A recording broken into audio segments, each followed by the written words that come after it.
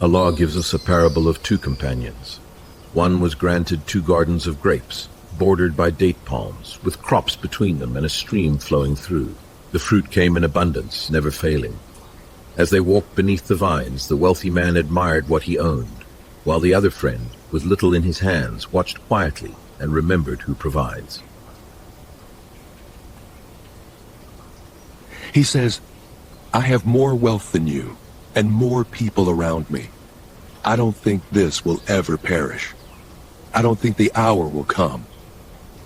And if I return to my Lord, I will find better than this.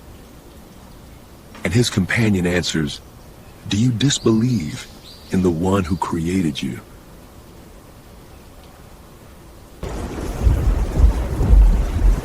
Then disaster strikes.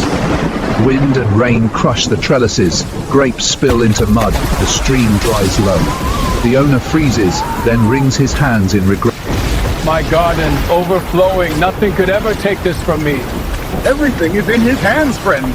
We should be grateful, not certain. Grateful, yes, but it's ours. Watch.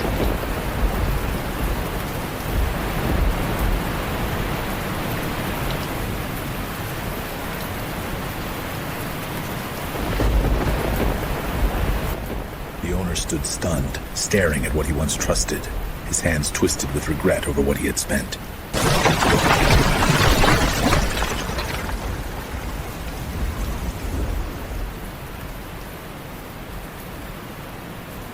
Then the garden is destroyed.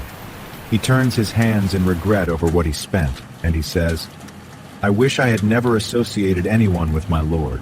No group can help him. And the lesson remains. True authority and protection belong only to Allah.